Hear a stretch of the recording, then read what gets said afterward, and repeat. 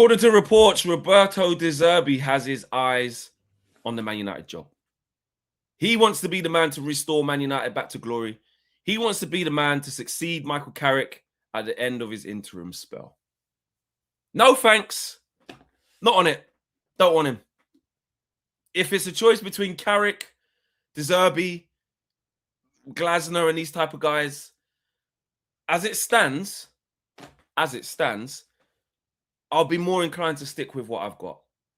Now, if you're talking elite level coaches like Enrique and all these types of things, I'm open to discussions. But not De Zerbi. This guy's a lunatic, bro. He will self-combust. He's got to work under Ineos. And I'm not even fully convinced as well. Like, he did a good job at Brighton. I hear that. Of course, he's left Barca. But I'm still not... There isn't enough there. Not for me. Now, listen. I don't know who the next Man United manager is going to be. I don't know. And it could be someone really left field that I really wasn't expecting. But right now, if you gave me De Zerbi on the table, even with the first 8 games of Carrick, I'd still go Carrick. Thus far. Open to change, not to De Zerbi. Open to change to see what else is out there potentially. But no, De Zerbi, go and get the Chelsea job after a senior or something. Or go and look for the Liverpool job after Arne Slot. Or I don't know who else is going to need him. Go and get the Tottenham job. Go and get the Tottenham job right now. Igor Tudor is going to lose his next game against Liverpool at Anfield. Obviously, he will get sacked after that. Go to Spurs. Leave us alone. Smash a like on the video, people. Subscribe to the channel if you are new. Happy Monday. Happy watch nothing on the weekend because we had nothing to do day. Do you know what I'm saying? Yes. That's what it is. Yeah. That's what it is.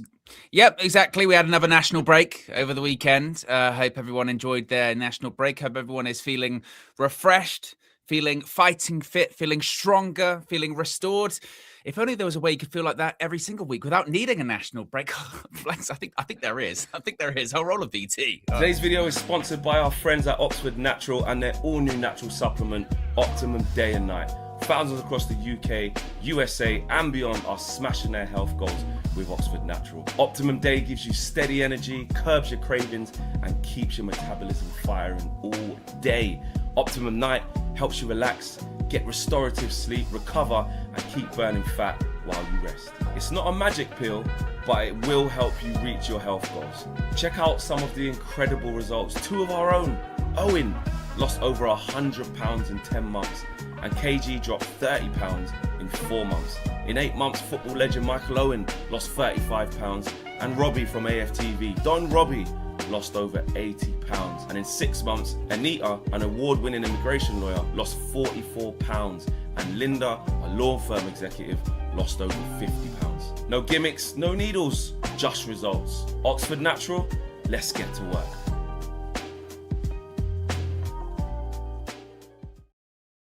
Yes, let's get to work indeed. You can scan the QR code right there and save up to 70% off your first order if it's your Optimum Day.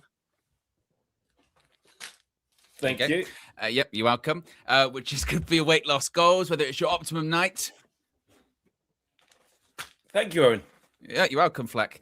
Which is good for your restorative sleep. You can get them any which way you please, individually or combined. All the information is in the video description below. If you click the link in the video description or in the live chat, you can go to the landing page, read the case studies, find out more info, and get optimized today. 1, 2, 3. Optimized.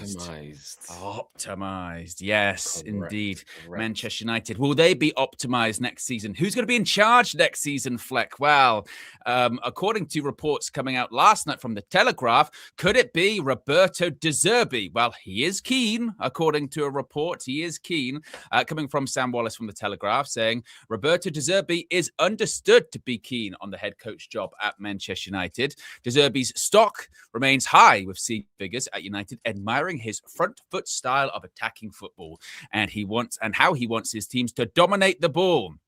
It continues by saying he has been of interest to Manchester United. He's understood to be keen on the Old Trafford job and already figures prominently on their shortlist as they decide on who the next permanent head coach is going to be. Now, there was a little bit extra, not so much on De Zerbi, but there's this whole process of hiring the next head coach this morning. The Athletic has written a quite extensive piece about Carrick's start and just, again, the process. I hate that word. Saying the main decision makers are satisfied with Michael Carrick's work, but the club insists it will not rush to appoint a permanent successor. A decision should not be made before the end of the season, which kind of, that did interest me a little bit. I mean, it's not that we didn't know that already. You know, we know that a decision's not going to be made until the end of the season. But do you think that will be the case, Flex? Or is there a chance that, you know, the decision could be made, I don't know, maybe a month before or something like that? Depends how the season goes, right? Depends how the results go. Yeah, it depends how it does depend how it does go. I would like them. I need them to know personally, like before the end of the season, though. Like the end. Like you should know, because that means if you don't know by the end, it means like you're almost going to start your process or you're not near the end. And we're at the end of the season where like it's all about next season. It's all about building. The World Cup's going to start. Players are going everywhere. Like we need to know. I don't think it needs to be announced. I don't think it needs to be announced in April. But I think by the end of April, they should know who it's going to be. Don't get me wrong. I get it. We could be really tied. Like say things don't go our way. And by the end of April, we could be 3 points off Champions League or 3 points above Champions League, where you're not really sure which way it's going to go. But I don't think it's weird, yeah. I'm not sure if I'm tied to just the outcome-based thing. I've been trying to think about this of like, what do you mean? If Carrick, like, so here's the basic thing of what we think, right? Or what I think is out there. And what I think sometimes, if Carrick gets Champions League, obviously he gets the job. If he doesn't get Champions League, obviously he doesn't get the job. And I'm like, well, I hear that, but actually, when I think about it, I don't know if that should be the thinking. Like, do you know what I mean? I think it's dangerous to just go, well, he 100% must get it if you just get Champions League. Yeah, if we walk to Champions League, I think it has to go, because he could say we lost out on Champions League, and I'm not trying to be pessimistic here. Say we lost out on Champions League by a point or something stupid, or something happened where we didn't get it, but he saw some stuff. That still could mean he could still be the right guy over. That doesn't mean we should go and get De Zerbi. That doesn't mean that's why. That's so true. End of April. So 2 games later. Okay, well, that's so true. Well, April. Do you know what I'm saying? Well, then that's why I think they should know, though. That's why I think they should know, because we haven't got games. Exactly. End of April is literally like a couple of games time for us. So you get my gist about what I'm saying. Then that's why I'm saying April, like it's near the end. Like we only got 8 games left or whatever it is. So, well, you should really know soon. You should know soon. And I just don't think that we should wait to see if Carrick gets Champions League football, and then that is the deciding factor. That's not enough. I don't think that is, to be fair. I think because, do you know what I mean?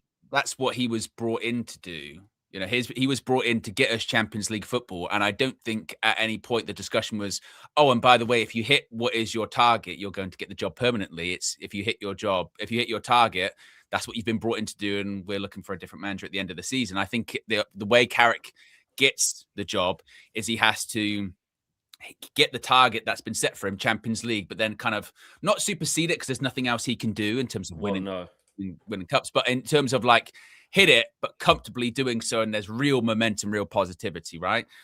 So I agree with you. I don't think it's a case of Champions League or bust. If he gets it, he gets the job. If he doesn't get it, he doesn't get the job. I think it's more complex than that. On the De Zerbi thing, not me. No, I cannot see a reality where it would work out for him at Manchester United. And that's not me saying he's a bad coach, because I actually think De Zerbi is a really good coach. As we've seen, some of the football that his teams play is, incredible. Brighton team and even Marseille.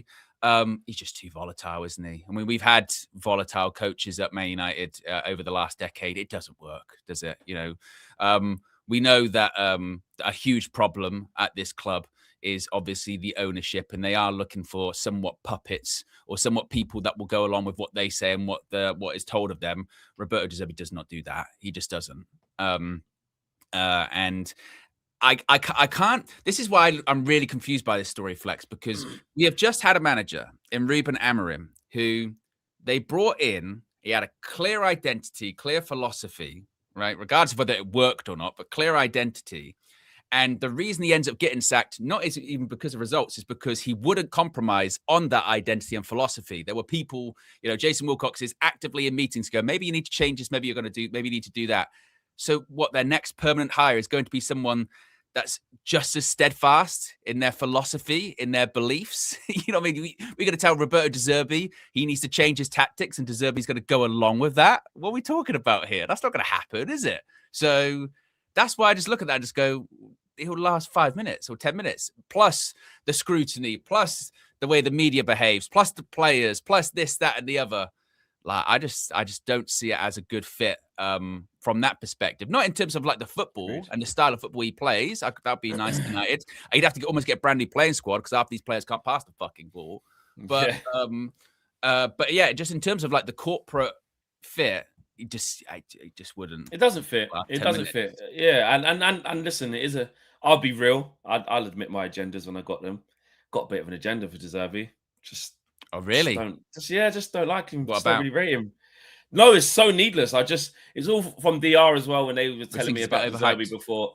Yeah, like when it was Brighton, because basically I had this thing on DR. I kind of carried it on, but everyone was like waxing lyrical about Brighton and De Zerbi at the time, and I was like, mate, he's doing all right, but it's to say that every time they would lose a game and go on a bad run, I'd be like, oh, where's you lost De Zerbi hype this week? I was quite silly about it. But it would be ironic if he ended up being my manager because those on DR would know that I was always onto him. But I just also listen, he's not terrible, but I don't think he's amazing. I don't see it. I don't see it, especially not at a big club like United. Not for me. I'm not buying into the hype. I'm not. I found the move when he left Brighton, and even that I remember at the time was surprising because remember we played him last day of the season, didn't we? We played Brighton. And didn't he self-combust as well? He was saying mad stuff. Yeah. And then 24 hours before, 40 hours before, it was like he's leaving. Everyone's like, whoa, that's weird. And then I think there was this feeling, at least I thought anyway, of like he's going to get a big job now. You know what I mean? Because he was being linked with the United job, right? Because Ten Hag's position was under doubt. So when he went to Marseille, everyone did sort of go, that's a weird one. That's a weird move for De Zerbi. And again, I don't really know what his reputation is like is like since then. Like I said, he did a good job at Marseille, but I mean, that's PSG's league, isn't it? So you're always going to be limited there. Did have some good players. Some players have done well under him. Obviously, there's this like loose connection with us because obviously the Mason Greenwood stuff, and he played there and has done well there. But as far as going from Brighton to Marseille to Man United, and then also, like I said, just the fit. I'm thinking just the fit. I'm thinking just him, the person, like him, the character. Because again, if you're talking about, for me anyway, if you're talking about, is he a good coach? Yes. Man United have hired good coaches before. It's not an issue. I even still stand by that. I think Ruben Amorim's a good coach, but you just need more than that, United, don't you? You know what I mean? This idea of, we've seen it now with the last couple of appointments with Amorim, with Ten Hag, that idea of picking up what they have done elsewhere and just plopping it into United and it will work, plug and play. It does not work like that at Man United. Like Ruben Amorim's 3-4-3 pick up from Sporting, let's plop it in, did not work. Erik Ten Hag, let's pick it up, put Ajax into Manchester United, try it for a little bit, then has to adjust massively, which works. Then once he starts trying to incorporate it more and more, does not work as well. So I agree with what Wayne Rooney was saying a couple of weeks ago. When he was sort of saying, there's nothing obviously wrong with looking around. And this isn't me going, Carrick has to get the job. But I think sometimes when you're looking so hard around, you can sometimes miss what is actually in front of you and what you actually need. You know what I mean? And I do think it might not have to be this big decision where it's like, oh, well, he won't. It could just be like, you know what? There's an element of calm. We've got our act together recruitment wise. Everybody doesn't know it yet, but we've lined up this transfer, that transfer. If Vivell and those guys are doing what we hope they can pull out again, but to probably a higher level than last year, we need to challenge them to do better in the transfer window than they did last summer, which was 4 out of 4. We need higher than that. We need 6 out of 6 this time. You know what I mean? Minimum. They might look at it and go, right, the perfect person to oversee this and see how it goes. We'll give him a 2-year contract. Is Michael Carrick. Let's see. I don't. We've spoken to others. We're going to find out. Also, because I think also what we try to do, and I put myself in it, when I'm trying to think what I think would be best, I try to just think of like risk aversion. Like I'm trying to be like, what gives me no risk? And it just doesn't exist. Like this thing that like, what would give me no risk is to just go and get Enrique because he's amazing.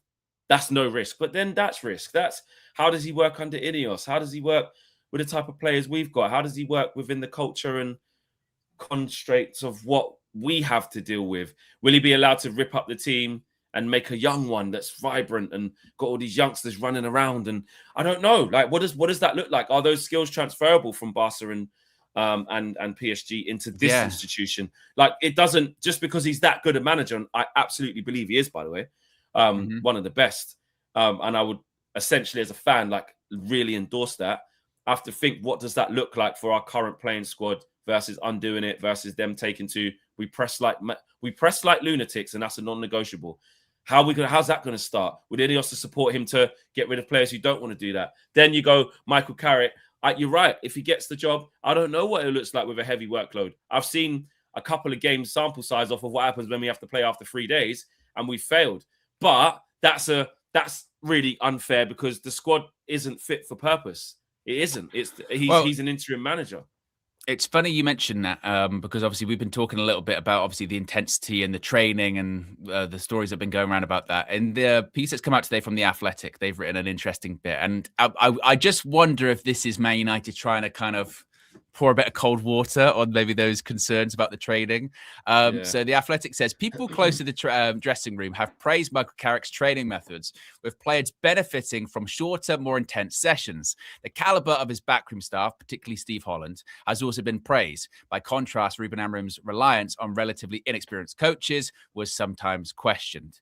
Now, this is when I think you do have to be a little bit careful of like the media and sort of press and PR, because this article did come out this morning at a time in which not the training methods are being not questioned, because I don't think question is the right term there. It is just kind of being pointed out that these sort of shorter sessions were implemented when Carrick came in, which worked immediately. But now we're looking like a team that looks quite tired, and no one can really explain it because we're not playing that much. So why should we be that tired? So it does come across a little bit, no, training's good, don't get too worried about it kind of thing. But you know, I ask you this question, Flex, and I asked the question in the chat as well, you know, about finding the right person and this, that, and the other. Let's say this summer, you know, Ineos are just looking around and they go, you know what?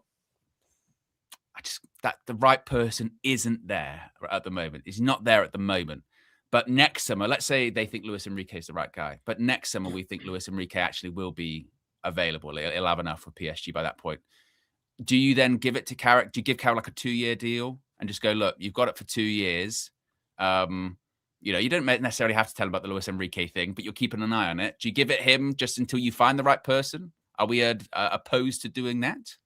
Well, I don't know. It feels Let's know in the chat as well. Yeah, because you're basically saying I don't believe in you fully, but out of what is out there in the landscape, you'll be a good torchbearer for now.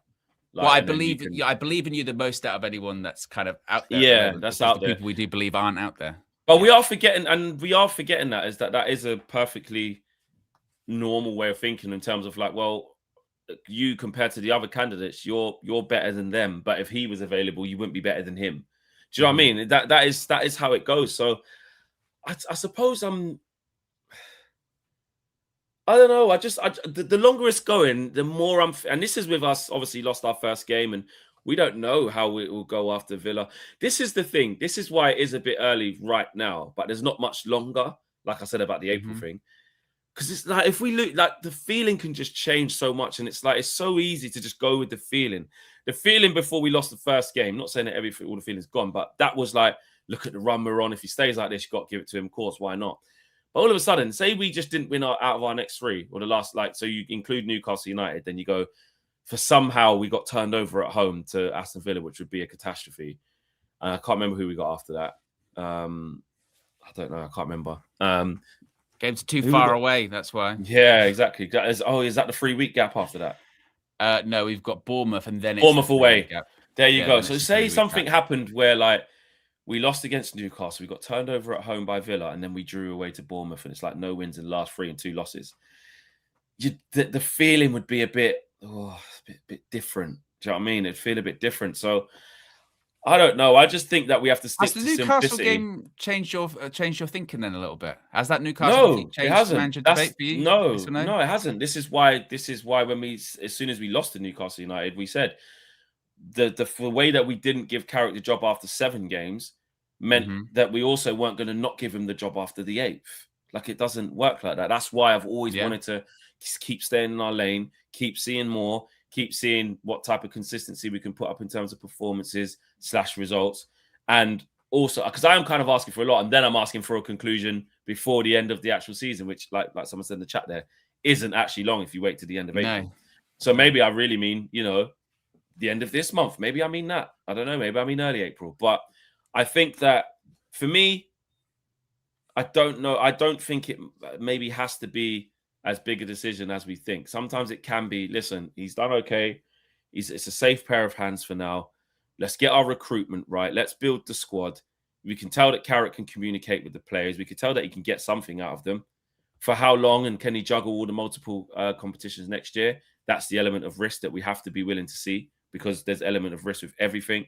And you go from there. My main thing is getting recruitment right. I can't, and it's kind of weird because I feel like I'm taking my eye off the manager, because obviously, like, the manager is the most important thing. Like, if you've got someone who's is inept, you're never going to get that far. But I just feel our squad building's been so bad, and we've been lacking so many ingredients that, like, I don't think that's our biggest problem. I think the squad thing is our biggest problem, because Michael Carrick's showing me that he can be a custodian, a steady custodian for now. Yeah. Like, even if it's into next season, we can get a bit of calm with him. Let's do that and just build the squad. But I suppose the counter argument to that is, at the moment, like I said, the coach isn't the biggest problem, but we have seen when it can be one of the bigger problems. You know what I mean? If you make an incorrect decision about who is that custodian, then it can get to a point where it doesn't matter how good your squad is. You know what I mean? Yeah, it's true. So that decision does have to be made properly. And like I said, the more I think about it, I'm not opposed to, let's just say that Ineos do look at it and say, for who's available, which coaches are available, with what we've got to do in terms of, like you say, the squad recruitment and bringing people in, with it being a World Cup season as well, everything gets delayed, the market gets inflated as well. Maybe they do just sort of go, you know what, Carrick, we'll give you a 2-year deal. Someone was saying, why not a 1-year deal? Because if you give him a 1-year deal, he's still an interim, Yeah, so it's got to be. I remember Ruben Amorim, he only had a 2.5-year deal. He didn't even have a long contract. Exactly. He said that'll be long enough to see if I'm the guy or not. And obviously, exactly. So if the right person wasn't available, I wouldn't be opposed to them going, look, all right, you know what, Carrick, we'll give you it for it's 1 season, but it's a 2-year contract, just so you've got some security and some the players respect you and have some authority there. But then if the right person does become available, then you go and get them. We want to talk about being ruthless. But my point is, I don't think at the end of the season, we should just go get a coach for the sake of going, right, we've just got to go and get a coach, and you go, well, do you genuinely believe they're the right person?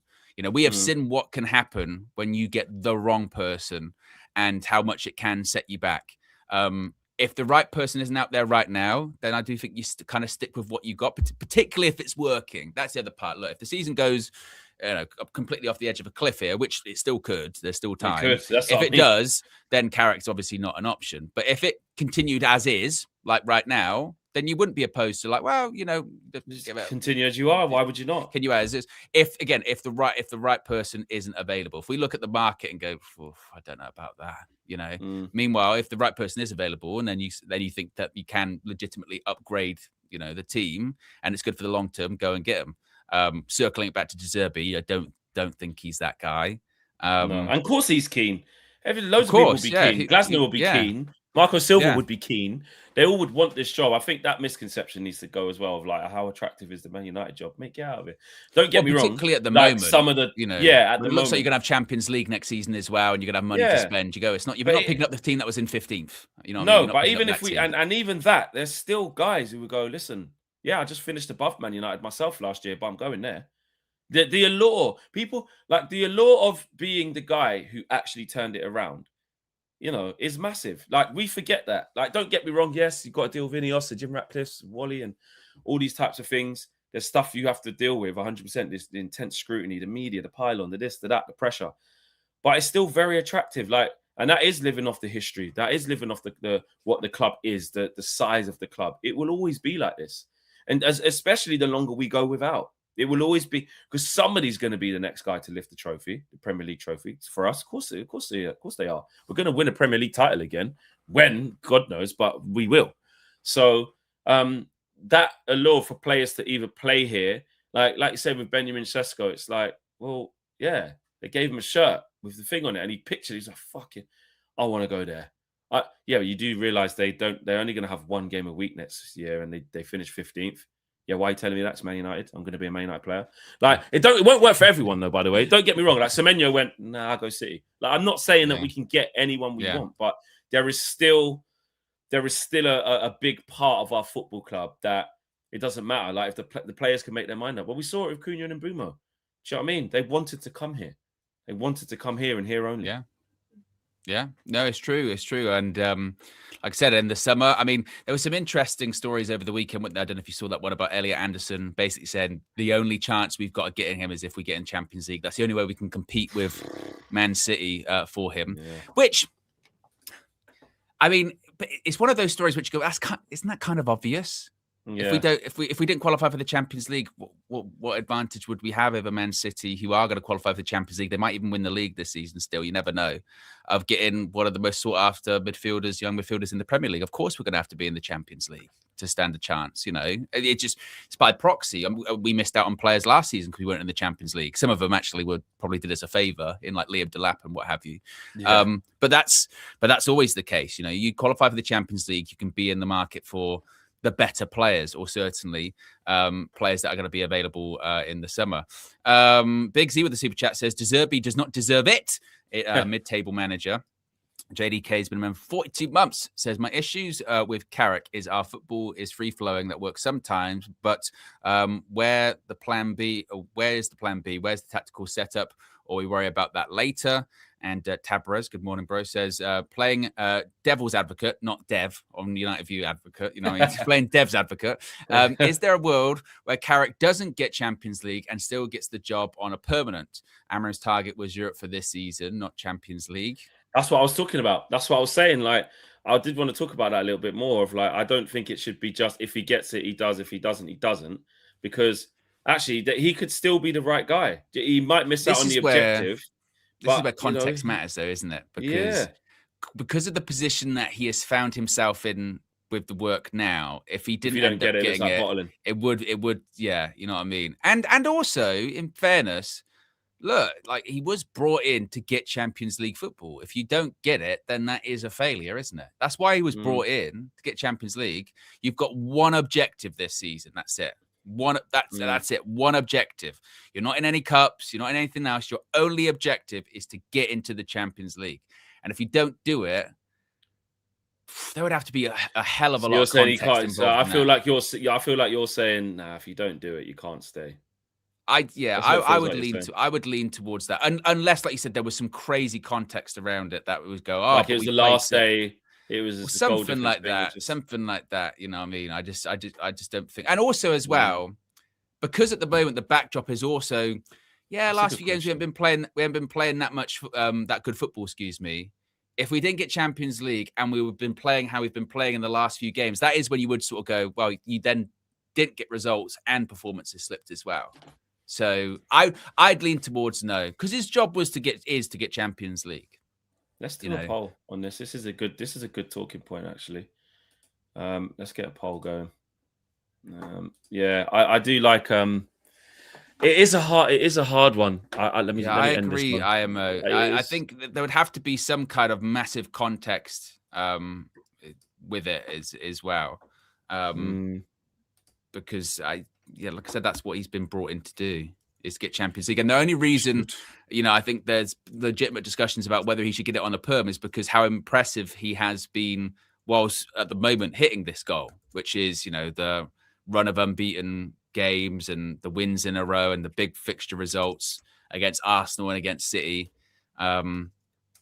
But how much of that? How much do you have to legislate for? It was the beginning of his tenure. Crowd were up a little bit. The players were up. Then it settled down of just trying to see what it is. people forget, like what Show said, people forget he's an interim manager. He has still come through halfway through the season. The players upped it for the first 6 or 7 games. Then they started becoming back to typing, and it was a tussle for Carrick, and it exposed all the things we still. But he's in charge. And you got it's his job. You know, it's the same. It's the same thing. It's the same. It's the same thing with Ruben Amorim. Same with. No, but it didn't look like Ruben. Yeah, but it didn't look like Ruben where you're losing every week. You just narrowly missed out on the target. Yeah, but like I said, you were brought in to achieve a certain job. You achieve a certain target, right? If you didn't, and also with this, like Ruben's, because Dan says it there in the chat. With this, Ruben was only supposed to get Europa League football. I think that was budgeted, but I think if Ruben Amorim ended up in Europa League, which by the way would have been 6th and below this season, there'd have been massive talks about his future. You know what I mean? There would have. So I don't know if it's even a guarantee that like Ruben was going to get Europa League football. I mean, in terms of like, if he got it, he'd have probably stuck around. Maybe he would because Ineos didn't necessarily want to do a change. I don't know. But yeah, I would. Yeah, actually, let's be honest here. Right? Let's be completely honest and transparent here. Look at the fucking meltdown it's been after one loss. Michael Carrick lost his first game last week, and look at the meltdown there. You think if we then started losing consistently enough that we didn't even get in the top 5, right? That there would be a lot of people going for him for being the permanent coach next season. It'd be hounded out. We've lost our shirt over one loss.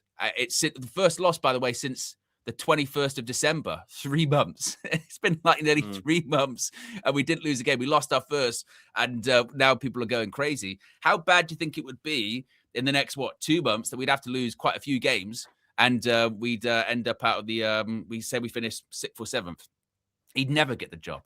The pressure would be too much. I actually think he wouldn't get, I think personally that I'm not sure Ineos want to give it to him as well. I think if they had their way, I say they, someone like Sir Jim Ratcliffe, I think they would still be intent on searching for like best in class, searching for like an appointment that they haven't stumbled on. I feel like they've got a reluctance to actually give it to him. This is not based off anything, it's just my feeling. And it's like, obviously, if results keep going, obviously they're going to be happy with it. They're going to be pleased with the fact that, you know, he's doing well and stuff, and obviously they'll be over the moon if we get Champions League. So then, because if he gets the Champions League, obviously all us fans, I say all us, a lot of fans, most of us, especially the match going fans as well, will be like, singing Carrick, you know, give it to him. You got to finish 3rd, man. Got to do it. Finish 4th. Like, got to give him the job. So they might be like, well, we've got to keep everything as it is.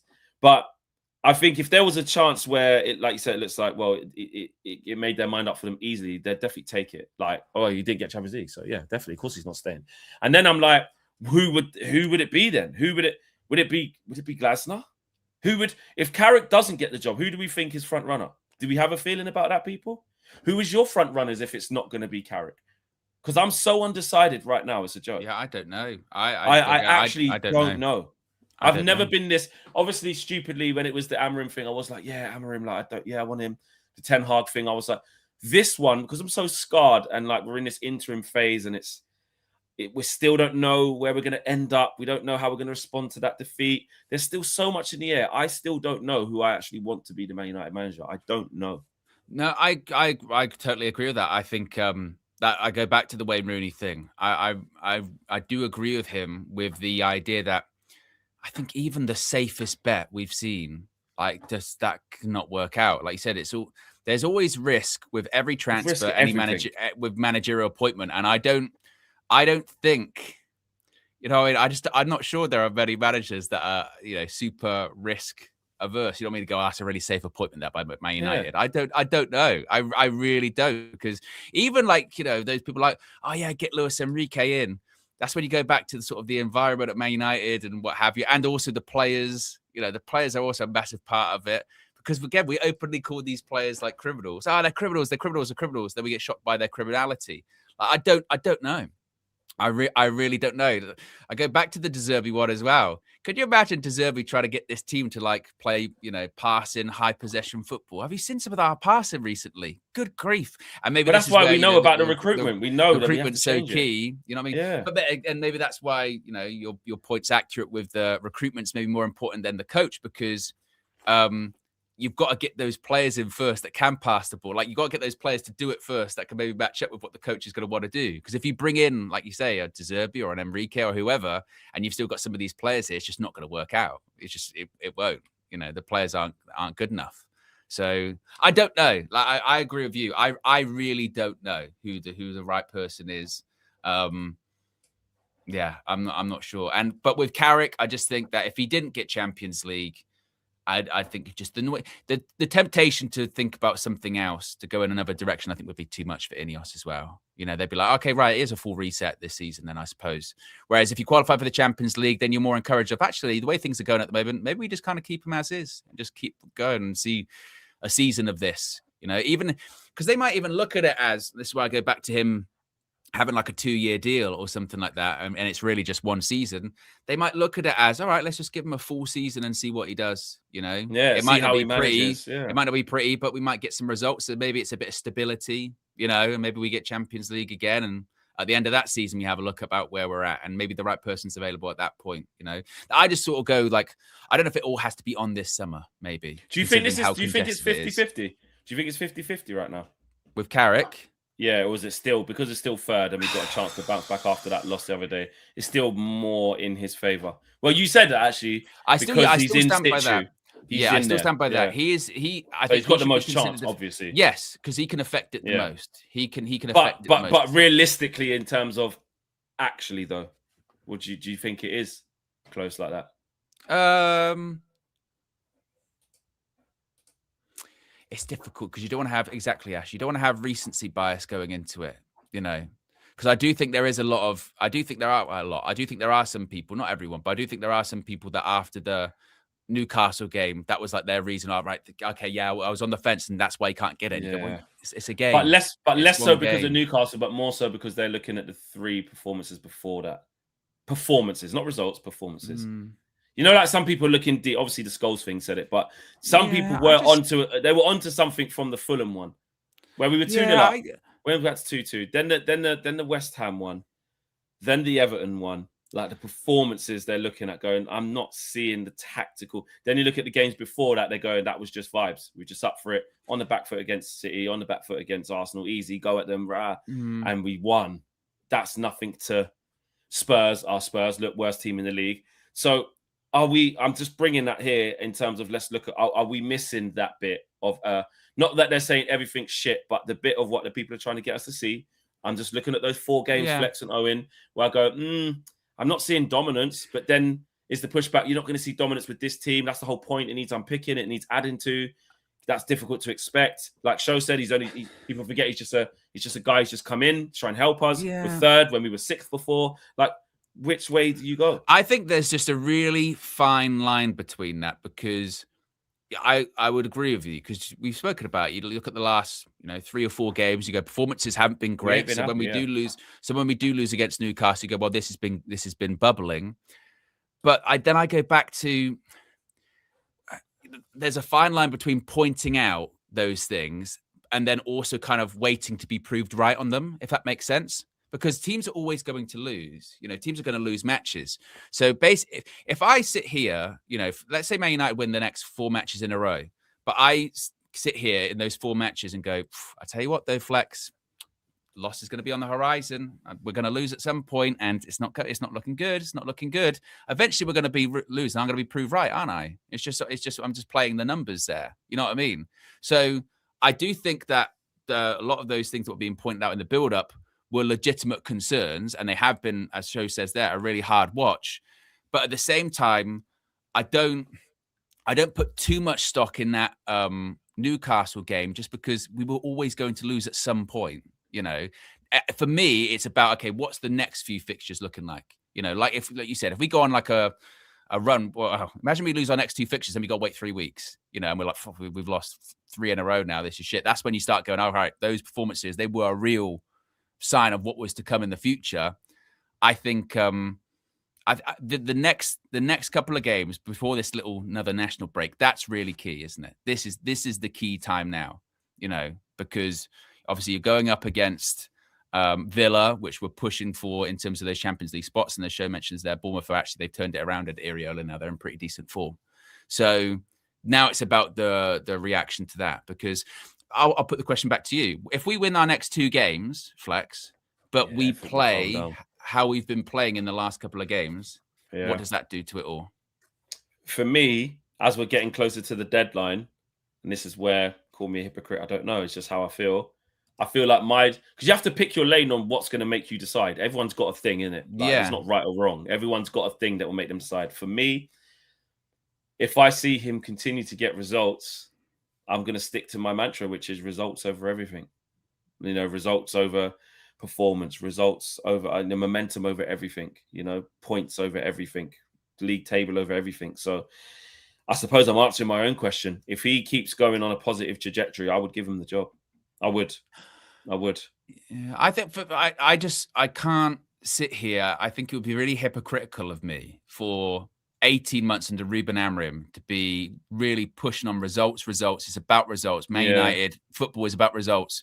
And we start getting them, and then I start really then hammering home on performances. Like I know it shouldn't be either or, and I totally understand it's a happy marriage of both, and you need to consider both.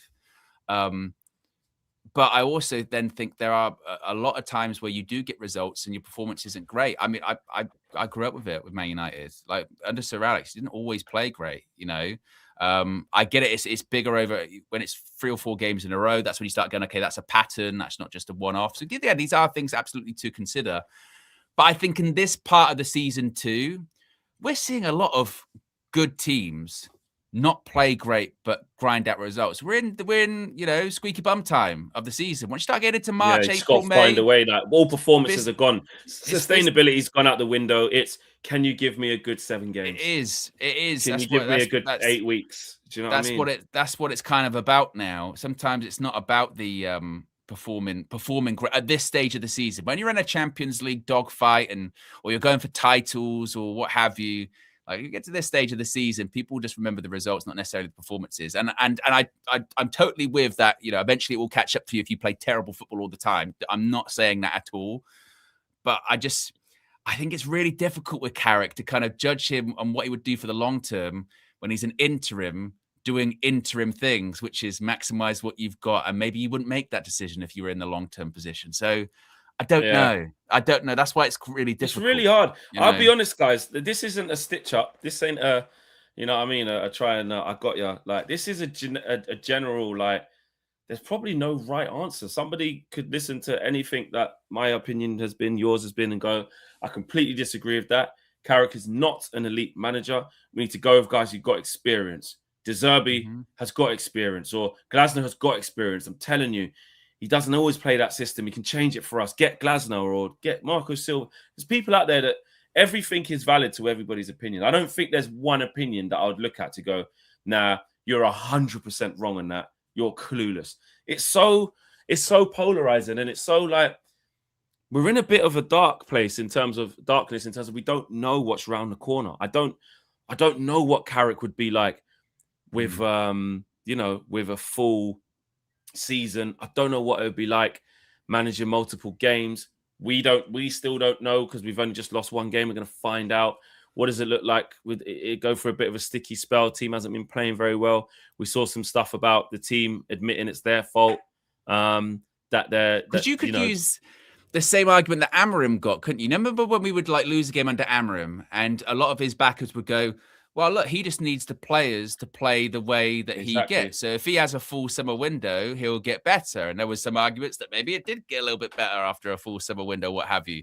You could use the exact same logic with Michael Carrick and go, look at what he's doing without his squad. Imagine he gets a summer window with players that he wants, he co-signs and fit into the system. We could be so much better, if we have just the better players in. And that's what's really interesting with all of these arguments, isn't it? Is because, like, so some of the things that were being said about Amorim or Ten Hag or whoever do completely, add on to Michael Carrick too, with this, well, let's see if he gets a full preseason. Let's see if he gets, a full transfer window. How could this imagine what we're seeing now. It could be way better if he had a full one. Or, and again, this is the concern, isn't it? Of, yeah, but if you go down this route, you can waste years. A bit like how it felt like with Ollie sometimes. We wasted years on that one because we were so focused on vibes and getting the old Manchester United back. But then other people push back and go, it's not wasted years, you know. Man United, they went for it during those years, right? I don't know. I think we're so confused and so scarred by it. I genuinely don't know. I don't know what the right answer is, you know. But like Danny Luciano mentions there, imagine the difference imagine Carrick does have a brand new midfield, you know. Maybe it would be way better. Or the other way to look at it is imagine Nagelsmann had a brand new midfield. Look what he could do at Manchester United, right? So I don't know. I don't know. And but we also do say, don't we? But we also do say that, like, in the Newcastle game, what were we talking about? Going, I tell you what, that Newcastle midfield, they battered ours, you know, because they got so much more physicality and athleticism. We knew that before the game. But you go, but okay, give Michael Carrick a brand new midfield. Does he win that game? I don't know.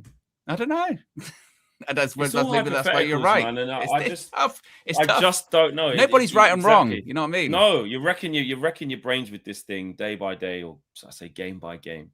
And again, there might be some guys sitting there who've made their mind up a long time ago, so it's easy for them. For me, I am really stuck. I am really, really stuck. Because at the beginning, is the beginning bit's easy because you go, listen, deal with that towards the end of the season, man. Just keep knocking down the dominoes game after game. But then when you get here now and you're like someone said, well, by the time April is, mate, there's only 2 games left. So, you know, you go, we need to start knowing. We need to start, and it's like, but I know, and I can speak for me, I know if we get turned over by Villa, I won't be like, this is why I can't get the job. Yeah. But you have to look at the new context. If you start getting overtaken again, if you start getting overtaken and the results and the performances ain't been... Wait a minute, Flex. Wait a minute. You know what I mean? You have to look at it. You saying results better? You say results better? That's what I'm saying. Results are the bedrock, bro. Exactly. Results are the bedrock. Exactly. Put it this way. If we lose to Villa... as soon as the results go... If we lose to Villa, but we played really well, do you think people are going to be going, actually, yeah, Carrick, you know, we battered, so he should get the job? Of course they're not. Of course they're not going to do it. Results are always more important. Performances matter. Performances matter. That'll be an interesting one, though. If we did batter them where it should have been like 4-0 and then we got robbed by the ref and all that stuff, but there would still be people going, well, look at that loss. Come on, we definitely they should do it under Amorim, mate. If they did it under Amorim when we were fucking, remember it was the XG. We got the highest XG, so remember we're doing okay. There are still going to be a large portion of people. If we battered them, they still wouldn't care. Atsuta Magruda super chatted $10. Missed you, Boss Man Owen and my glorious handsome Prince Daddy Flex. It gets bigger every day. Hope you all have a great week. See you all Sunday for the match. Flex will always look yummy as usual. Not in a sus way. GGMU. Yeah, not a sus way. There's no point in you even adding that bit at the end, bro. No, it's good. Just clarify. Out. Just clarify. Leave that out, bro. Just leave it out. Just leave it off. Clarify. Do you know what I mean? Yeah. But like Show says, under Amorim, it was clutching at straws. You know what though, Show? Yeah, you're a liar, Show. He says I would, and you're says a liar. Wrap Up Heaven says I won't be mad if we lost. Yeah, if we lost to Villa, but we played well, people would be mad. And it's easy to sit here and say that they wouldn't and go, no, I would be calm because we remember was it last week when you were like, look. We're playing. I'm gonna be calm. It's gonna be cool. I'm relaxed. It's different. What for the Newcastle game? Yeah, we all say it, don't we? We all sit here and go, yeah, I wouldn't be mad. Or last season after 15th, look, if in March we're like 3rd in the league or whatever, then I'll be really, really happy with that. I'll be really calm. Fast forward, we're not calm. You know.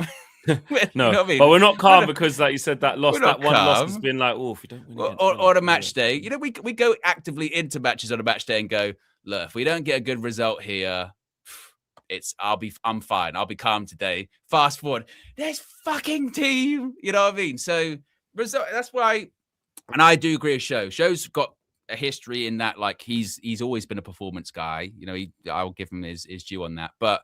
It's really easy for everyone to say, oh, no, if we played well, but we didn't win against Villa, I'd be totally calm. I'd be fine about it. Bullshit. What would you be like if we lose against Villa? I'd be really disappointed. Really disappointed. But in the same, but I'm not going to sit here and be like, "Oh, I'll be totally calm," because a lie. No. Would you be worried as well going forward? Would you be like, "Yeah, this thing might not be what I thought it was." I'd be worried that the wheels are falling off a little bit. You know what I mean? I'd be worried, like, oh, okay, it has been coming, because that's the thing here is like the loss is coming. Over. You know what I mean? The bounce is over. But I'm also not going to sit here and wait for it. That just feels wrong. I don't want to be like, you know, it's coming. I'm telling you, it's coming. And then when it does come, be like, see, you know what I mean? I don't want to do that. Well, Jerodimus Prime says, if we battered Villa but still lost, I won't be mad. Bullshit. You can't say that, Owen. That's their feelings. That's how they feel. I'm just going off what I saw on Wednesday when we lost for the first time this year. Yeah. year. First time since December, yeah. First time since December 21st, yeah. And I get it, context against 10 men, it was the performance, blah, blah, blah. Yeah. But still, people are dwelling on the result, you know. And look, City just went and dusted them the other day as well. Yeah, the idea, I'll be calm with Man United fans are never calm with a defeat. No. Never, ever. Scott Saunders is calm. Okay, he's always calm. I mean, there's a few. There's a few. But like, no. Let's not. There's a few, but no. Let's not kid ourselves here. You know what I mean? This silly. Yeah, there you go. All right. Well, we shall see. David says, before we wrap up, says, if we lose and Chelsea, Liverpool win, we're sixth. Kiss my teeth. I mean, Chelsea got Newcastle and Liverpool got fucking Spurs. So it's like, if that happens, it's like it's peak, immediately peak. It's just that it is that realism that is hitting, isn't it? Like you go, and that's like, if we could win this against Newcastle, we've got 9 points clear of thing. We just get two hands basically. You lose, and luckily, luckily Liverpool lost. Chelsea did win, and we got to play Chelsea as well soon as well. And it's like you got to make. It's not fair, done actually. Yet. I take that back that everyone will go crazy because I was relatively calm after the Newcastle game. Yeah, the only thing I was getting annoyed about was people not being calm. There you go. So you know what I mean? you can be calm. I can be calm. Can. For that. The next week when we play Bournemouth, Villa got West Ham, Everton, Chelsea. Jack Forrest says, here we go. Jack Forrest says he wants the United job. The young English coach decided if all it takes is saying you want the job, he'd get on that. All right, fair play. You know what I mean? Just have to say you want it. Do you want the job, Flex? I want the job. Yeah, here we go. I want the job too. Fair. David G says, our squad isn't balanced. No wingers, no physicality. He's doing wonders, but because of the Amorim trauma, when we don't perform, it triggers hurt again. I agree with that.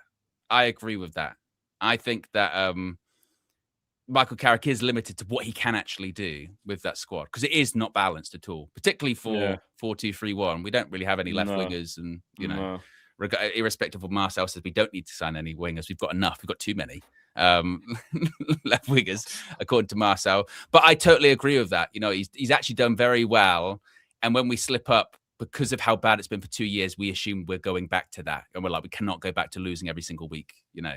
I do agree with that. Daniel Luciano says, I think the intensity has dropped, but also what's happened to our front line? Mount and Dorgu have more goals than Ahmad, and Boomer has been way off it. JP says, big up everyone. Hope you all have the best week. Hope you do as well. Big up to you, JP. Yeah. Echoed right back to you, bro. Yeah. Right back. All right, guys, big up to you. Red carpet later on this evening. Mm-hmm. If anything happens before that, we will bring it to you. Enjoy your days. And on the lemon stuff, I can't do one. I was at the dentist yesterday, Flex, right? So I would do it today, but I've got to go back to the dentist tomorrow. This guy, I don't know. How come they never just do like what they need to do? They told me the last one. They come back for that. They said this will. They said they promised this will be the last one. Oh I've had 5. This will be my 5th appointment. That's ridiculous. 5. And for show says dentist on a Sunday. I know it's crazy, isn't it? Yeah, it's mad. I've had it at the craziest times of like 8 o'clock at night. And you sure it's the dentist you're going to, mate? You sure? Yeah. God, just look after yourself. Jesus. Because I don't know no dentist that keeps making you come back this time, and then, like you say, up these times, these late hours, and then on Sundays as well. Crazy. But there you go. All right. Yeah. Cool. All right, people, big up yourself. We will see you soon. Check out Football Flex as well. We'll do a little Champions League hate watch video on there. And throughout this week, the Champions League obviously is kicking off. And I just stated my claim that I hate them all equally. Well, actually, I hate Chelsea and Liverpool a bit more. Arsenal I'll get to, but I want maximum pain and suffering for all involved because we're not in it. So there you go. As long as they keep us alive to get 5th spot, though, do what they need to do for that. And then after that, you know what I mean? Yeah. All right, big up. We are out of here. Peace.